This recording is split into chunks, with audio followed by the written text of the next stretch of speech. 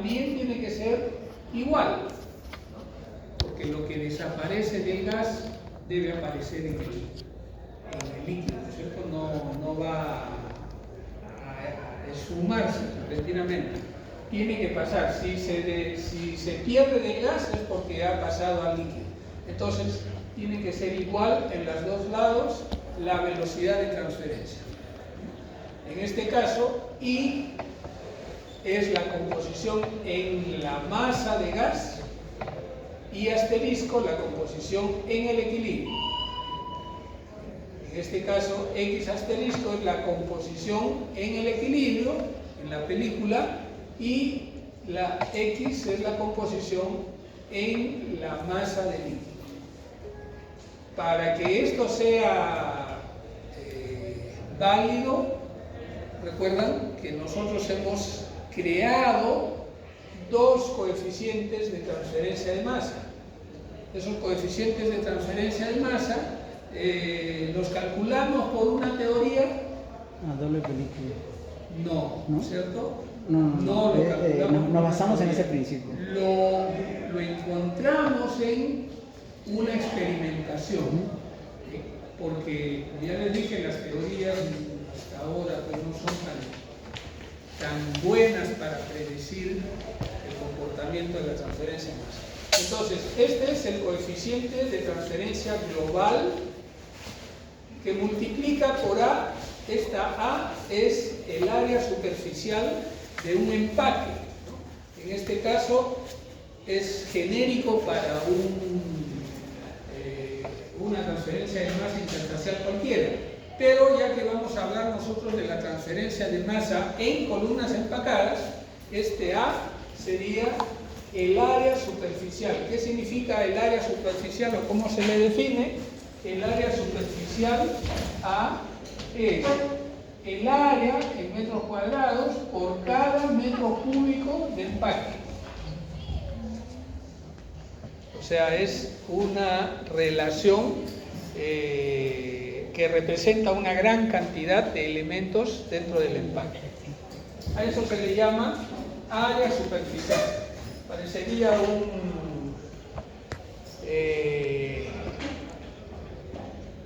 algo mal dicho, ¿no? Área y superficie, las dos significan lo mismo, pero así se le ha nombrado el área superficial, es decir, el área que representa una gran cantidad de empaque en este caso. ¿Sí? Bien.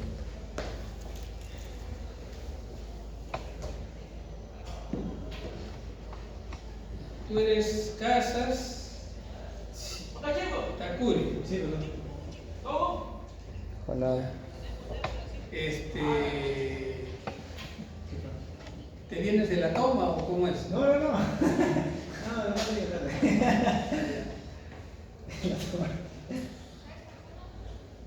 Bueno, porque ya hace ratazo que hemos empezado la clase. Bueno, entonces, esta es una definición que nosotros ya hemos dado anteriormente. ¿Ya?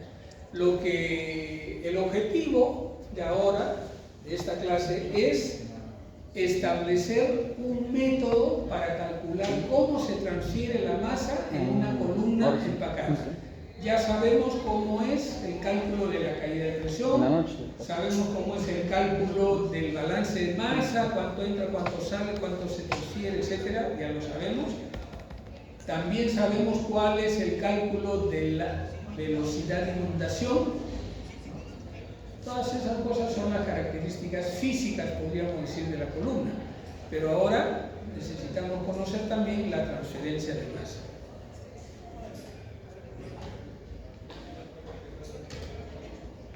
Este es un esquema de una columna empacada. Tenemos acá un diferencial de altura y hay pues una entrada de gas por acá con concentración y flujo. Adelante. Apellido. Urbina. Urbina. Profesor, yo llevo a publicar la nota de la solución parcial. ¿Cómo? La solución parcial. ¿La solución? Sí. Claro. No se puede publicar. Se puede visualizar No se puede visualizar. ¿Por qué? Sale como cursos. ¿Has intentado hacerlo recientemente? Ya, cuando terminemos la clase tratamos de verlo, ¿ya? Y tenemos un líquido que está cayendo por ahí, ¿no? Y sale con concentraciones y todo. El que haya diferente flujo de líquido entrando y diferente flujo de líquido saliendo podría implicar que la transferencia es bastante grande. Es decir, entra como 20 moles y está absorbiendo 10 moles, entonces están saliendo 30 moles, es una diferencia importante. En la clase pasada hemos hablado de las soluciones diluidas, donde entra, por ejemplo, 20 moles, se absorbe 0.05 moles y salen 20.05 moles, de tal manera que casi es lo mismo. Entonces, para simplificar, nosotros hacemos de cuenta que lo que sale es igual. Y podemos aprovechar un cálculo con las ecuaciones del método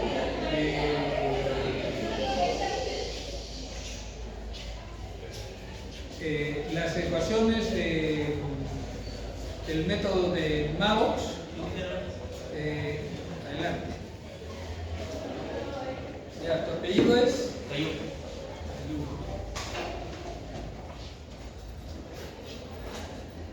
voy a cerrar acá, ¿eh? No voy a estar toda la clase realizando asistencias. Listo. Ya está. Bien. Bien, entonces aquí vamos a presentar un desarrollo para determinar cómo calcular la transferencia de masa en una columna empacada. Primeramente, un balance de masa. Este balance de masa dice que el cambio que hay al pasar de un nivel que sería este a otro nivel con un diferencial por encima sería igual a esto, que normalmente es una constante, por el gradiente entre ellos, por S, que es el área total transversal, y por el diferencial de altura. Entonces, en base a los flujos de gas seco y líquido no volátil, o sea, G sub S y L sub S, esas son las definiciones. Haciendo un reemplazo, es posible encontrar una relación como esto que se tiene acá, para la parte del gas y para la parte del líquido. O sea, hay un gas que está subiendo y un líquido que está cayendo.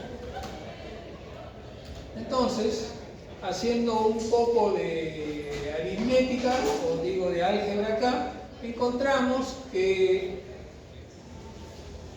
la integración, esta parte pasa a dividir acá, que es esta de acá. Entonces la integración del diferencial de H es la altura total de la columna, del empaque en la columna, y en el otro lado sería la integral del diferencial de la concentración como fracción molar de todos estos términos que aparecen acá. Lo mismo para el líquido. Obviamente, la altura del empaque es el mismo, ya sea gas o ya sea líquido, ¿no? Es un solo empaque. Por lo tanto, esta altura total es la misma que esta altura total. Lo que quiere decir que puedo calcular la altura total a partir de esta relación para el gas o a partir de esta relación para el líquido. Multiplicando por la media logarítmica de las diferencias de concentración, los términos que están entre paréntesis se hacen constantes. Esta es la media logarítmica, entonces se facilita la integración porque todo esto sale de la integración y solamente nos queda esto por integrar. Y en este caso, y decir, es lo que representa una recta de operación, según lo que hemos visto en las clases pasadas, y esto de acá, y asterisco, es lo que representa la curva de operación. Nosotros ya sabemos cómo trazar rectas de operación y curvas de equilibrio en base a, por ejemplo, las constantes de Henry y al balance de materias que hacemos en la columna. Por lo tanto, nosotros podríamos fácilmente hacer esta integración. ¿Sí? Nos queda esta parte. Esta parte, el flujo de gas,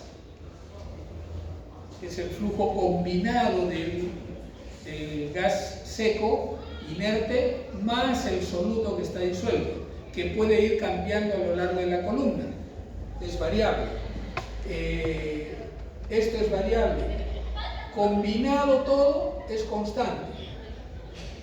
Esto normalmente es constante, esto es muy poco variable y esto es constante. Entonces, para este caso, para el caso del gas, esto se puede convertir en una relación que está dada en esto de acá. O sea, la altura del empaque es igual a un término que se llama HOG multiplicado por otro término que es el NOG. ¿Qué cosa es el HOG? Es llamada altura de una unidad de transferencia. Este HOG es esto, la altura de una unidad de transferencia. Y el NOG es el número de unidades de transferencia. Entonces, la altura del empaque es el producto de la altura de una unidad de transferencia multiplicada por la cantidad de unidades de transferencia que hay. ¿Bien?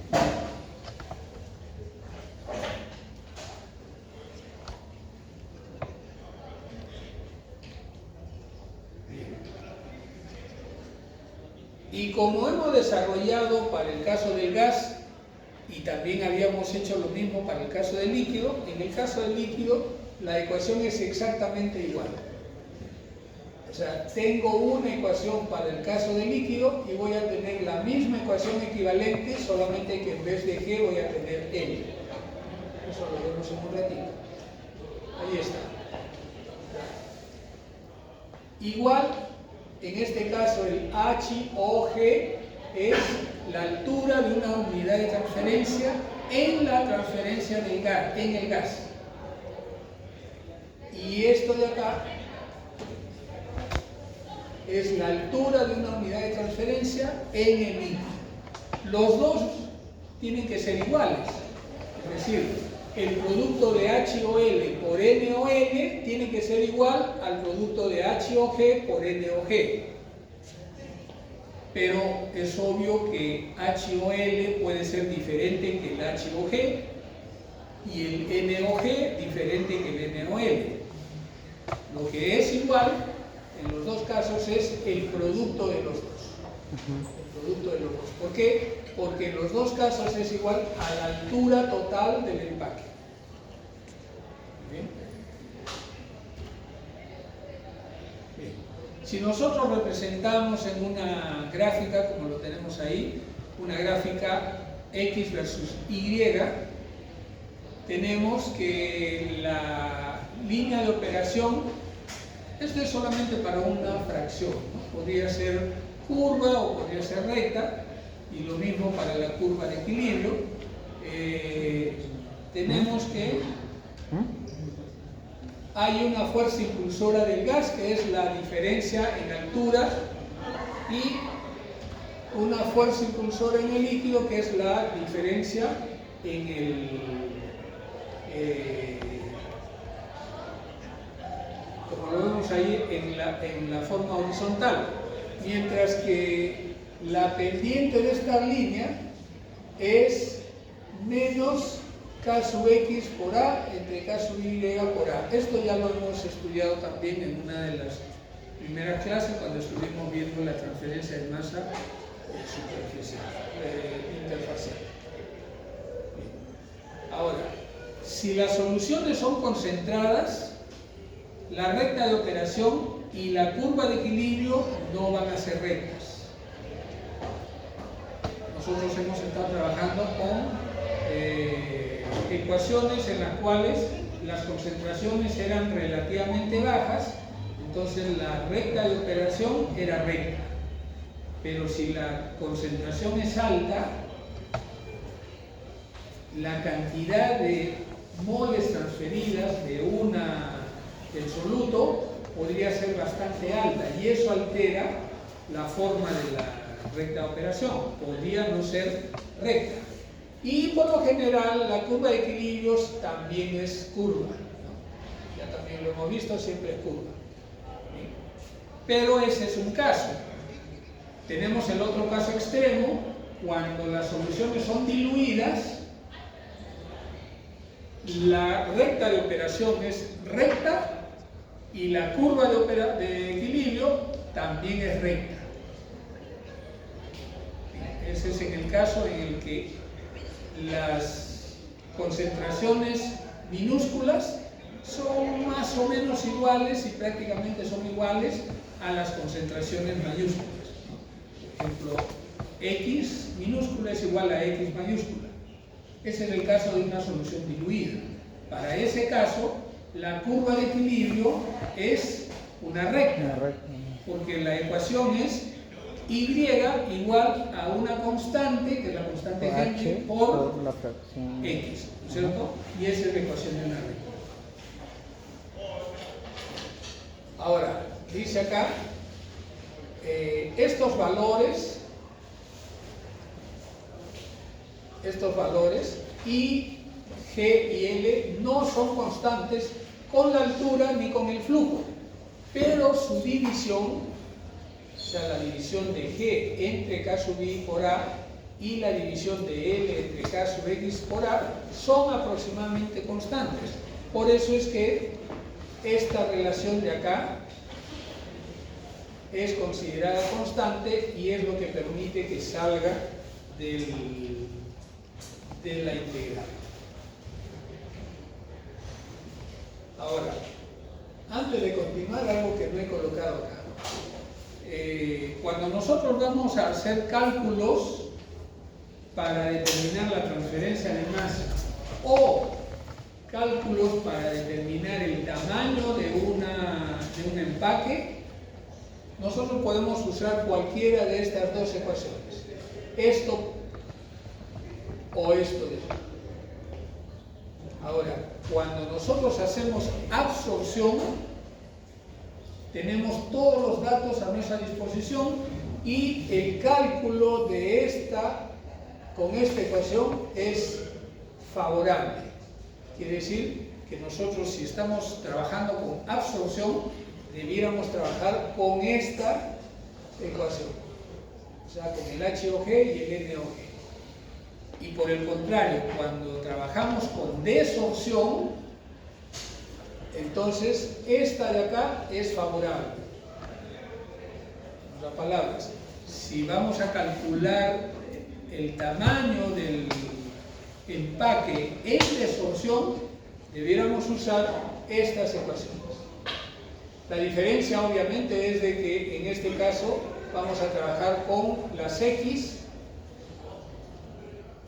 con el flujo de líquido y con el coeficiente que de alguna manera lo debiéramos tener, ¿no? A diferencia, en este de acá, para la absorción, trabajaríamos con el flujo de gas, las concentraciones en el gas y el coeficiente global de transferencia en el gas.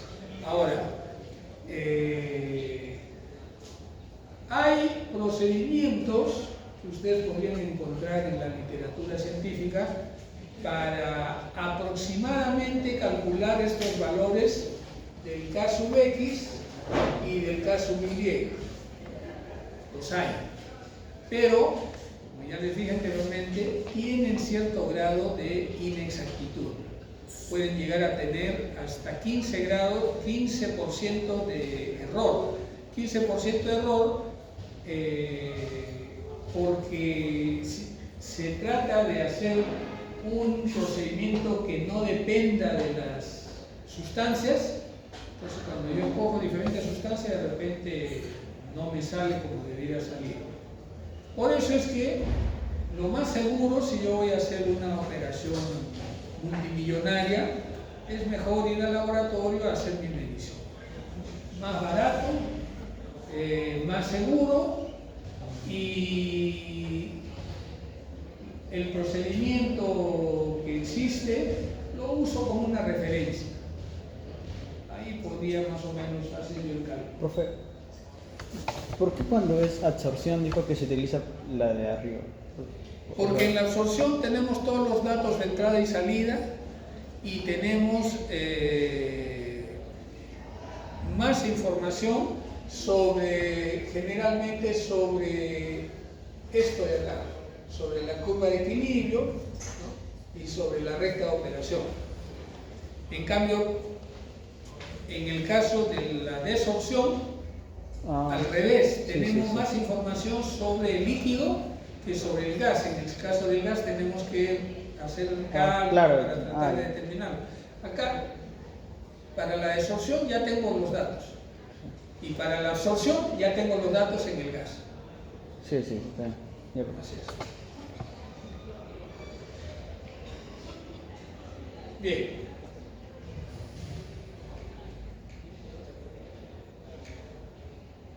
Estas ecuaciones están realizadas en base a las composiciones como fracción molar. Nosotros también podemos hacer una conversión para que estas ecuaciones se puedan realizar con composiciones libres de soluto, o sea, con las composiciones mayúsculas. Aquí tenemos la forma de hacer la conversión y lo mismo para el líquido. Entonces, cuando hacemos el reemplazo, llegamos a estas ecuaciones. En este caso, estas ecuaciones representan exactamente lo mismo, es decir, esto es el HOG y esto es el NOG. Y lo mismo acá, este es el HOL y este es el NOL.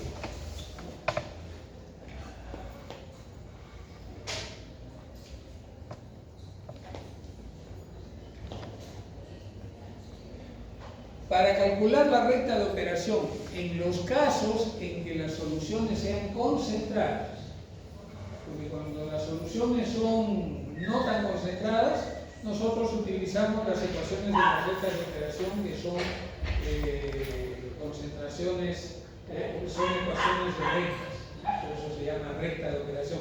Pero cuando la solución es bastante concentrada, entonces en ese caso tenemos que calcular una recta de operación, porque en realidad ya no es recta, es una curva. Entonces aquí hay el método para hacerlo. Aquí este es un balance global. In significa entrada y out salida. Entonces, al tope de la columna, si es que el solvente es puro, se desarrolla esa ecuación. Y cuando se combina y se opera, se encuentra esta relación. En esta relación, esto es constante porque son los valores de la entrada y la salida que los conocemos. O sea, son conocidos y constantes. Esto también, y solamente me queda como variable X. Quiere decir que esta es una ecuación entre Y y entre X, que como ven, estas no son las del equilibrio, sino son las de una recta de operación. Entonces, con esto podemos calcular cómo es esa curva de operación para soluciones concentradas.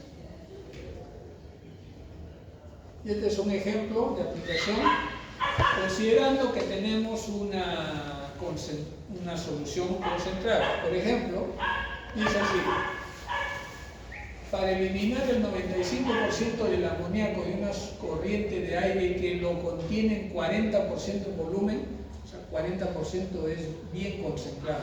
O sea, 40% de amoníaco y el resto de la mezcla de oxígeno y nitrógeno. Dice, se usa 488 libra-mol por hora del absorbente por 100 libra-mol por hora de gas ventral. Los datos del equilibrio se dan en la gráfica. O sea, acá tenemos la curva de equilibrio. La presión es una atmósfera, la temperatura es 298 grados Kelvin. Calcular el número de unidades de transferencia. ¿Sí? Entonces, a partir de los datos, se puede calcular este es solamente el balance. Con este balance se calcula la concentración de salida. Y la recta de operación, que en realidad es una curva de operación, se puede calcular utilizando esta ecuación. Entonces, para cada valor de X, encontramos un valor de Y, con todos los datos reemplazados.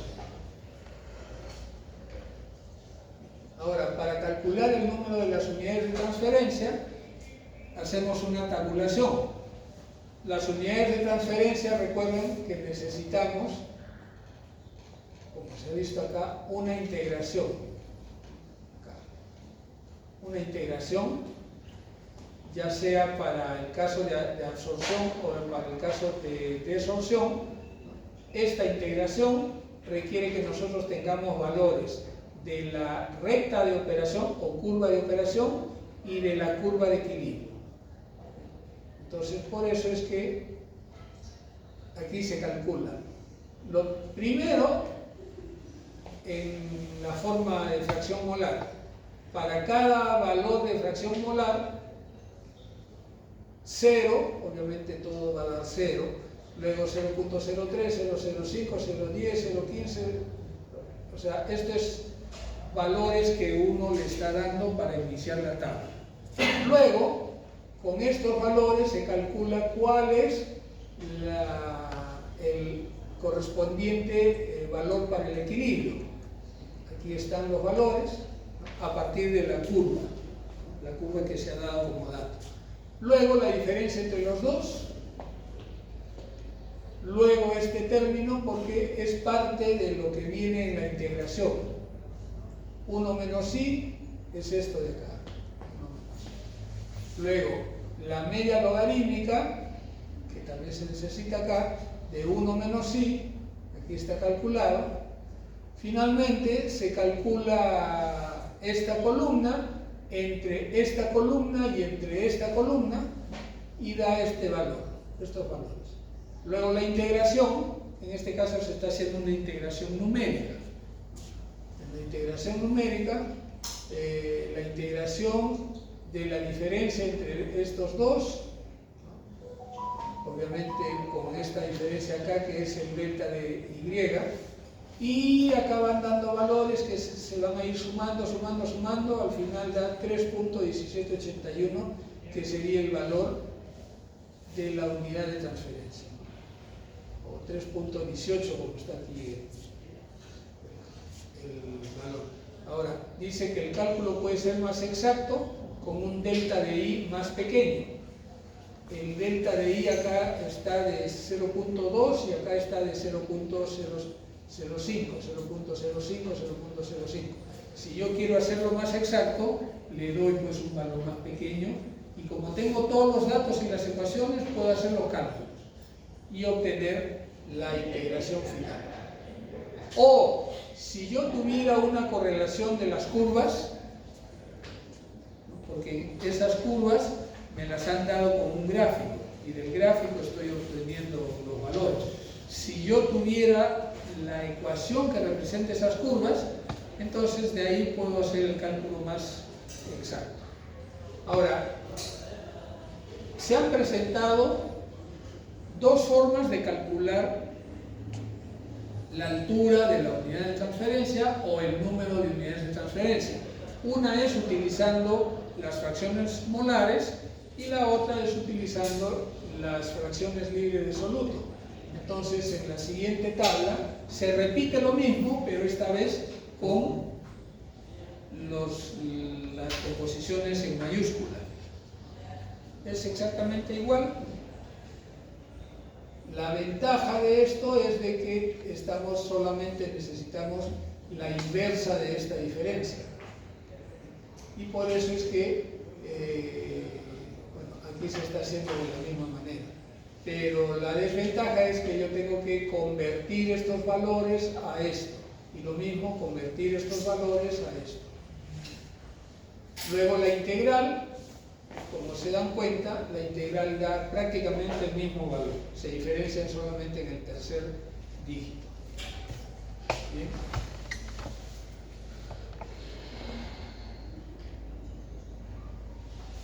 Bueno, este de acá es un problema de caída de presión que ya esto se ha visto anteriormente.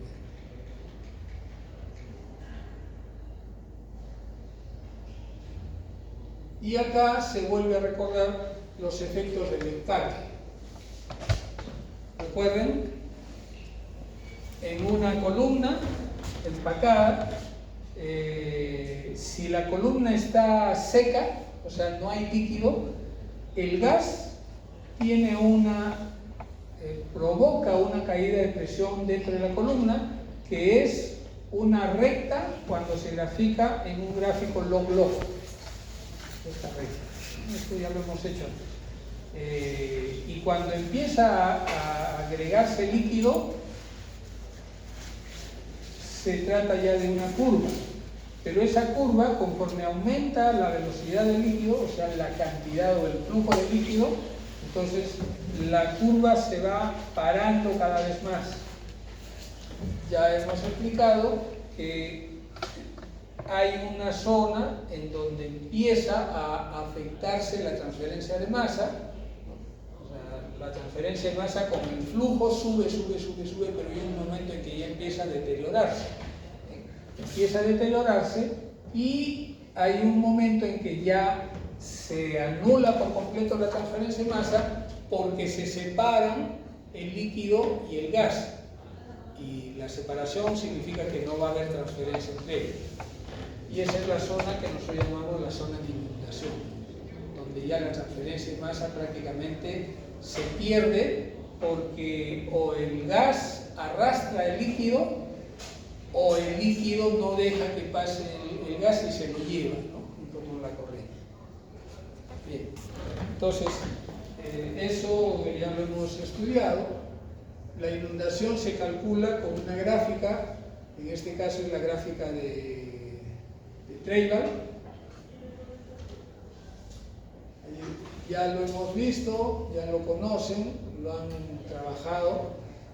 Ya han hecho una práctica calificada con este tema, solamente lo estamos recordando acá. Esa es una ecuación de correlación para la curva de la inundación. Y también tenemos la equivalente actualizada actualizada en realidad ya hay una nueva versión. Si ustedes ven en el libro de Perry de la versión 8 y la 9, que ya es la última, creo que va a salir, ya no van a haber más versiones porque los piratas del mundo no dejamos que ganen su dinero los que han hecho el libro, ¿no? Entonces ya dicen, ¿para qué vamos a hacer si nadie compra el libro? Todos lo piratean. Esos alumnos del profesor Montalvo se piratean el libro de tres. Todos los libros se piratean. Pues, lamentablemente es así en todo el mundo. Entonces, ya cada vez hay menos libros que se hacen de la magnitud del Handbuch de Perry, que es un librote, ¿no? Si lo han visto completo, tiene como cerca de 2000 páginas. Y para realizar eso han participado cerca de 100 personalidades tremendas de la ingeniería química, cada uno especialista en su rama. pero bueno, ya pues ya con el tiempo dice, pero ¿para qué nos vamos a esforzar si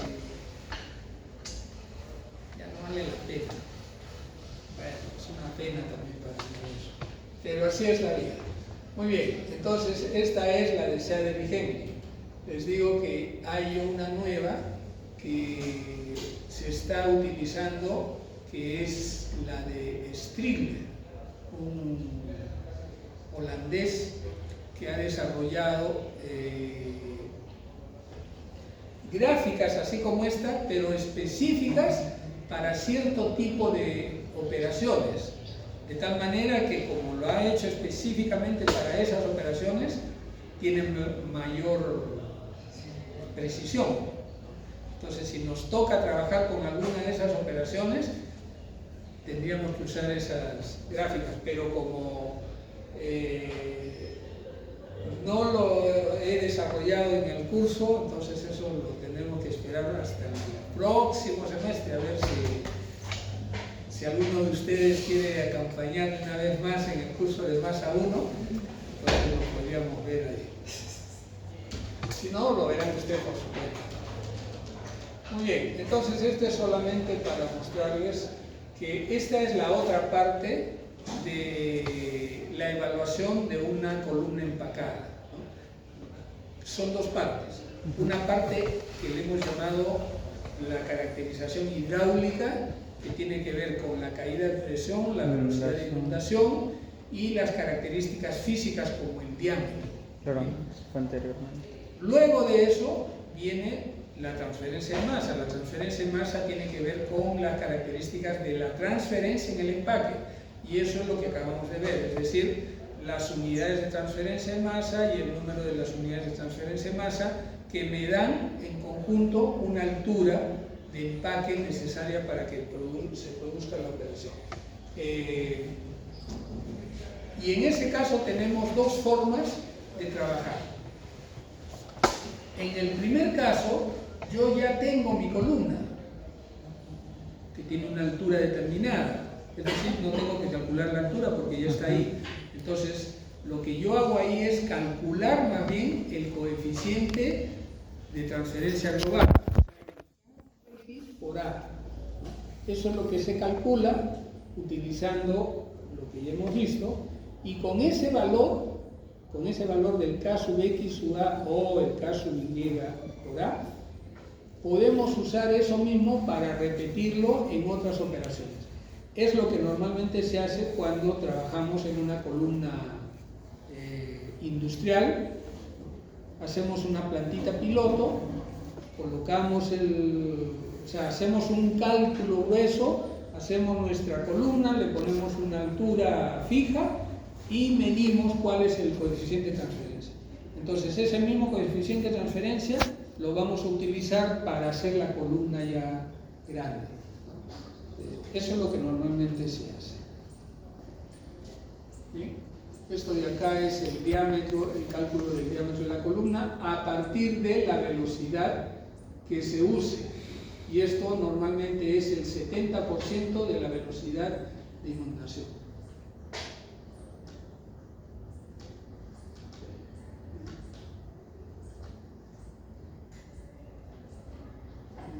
Este es un ajuste de los factores por densidad y por viscosidad en caso de que utilicemos sustancias diferentes al agua, porque la gráfica anterior de la caída de presión generalizada fue hecha con agua y aire.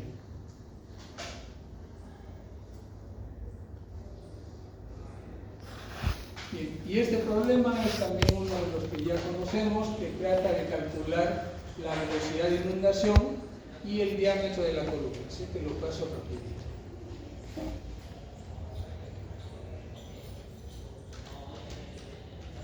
Ya lo hemos hecho antes también, así que esto es repetido.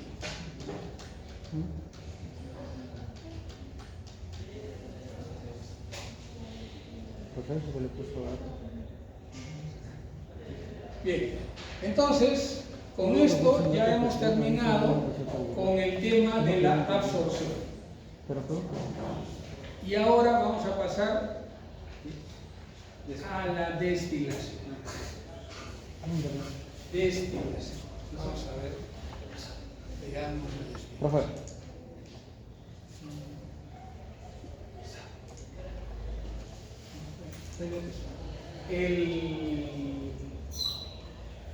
El siguiente trabajo, se los voy a preparar ya entre mañana, pasado mañana, va a consistir en realizar el cálculo completo en una columna de empacada. O sea, ustedes van a ser el ingeniero, el equivalente o no sé, el grupo que se va a encargar de diseñar una columna de absorción para, no sé, pues para una planta industrial. Y le van a calcular, o sea, el tema va a ser el balance de masa. Luego, los flujos mínimos de líquido en caso de la absorción y de gas en caso de la desorción. Luego, trabajar con un factor por encima de ese valor que para que sea constante para todos va a ser el doble, ¿no? Trabajando con el doble. Luego, para esa característica ya del balance con todos los valores de flujos y composiciones, ustedes van a determinar cuál es la velocidad de inundación. Para un empaque, que obviamente va a ser diferente para cada grupo. Claro, tiene que ser algo, tiene que ser diferente, pues, ¿no? Para que trabaje.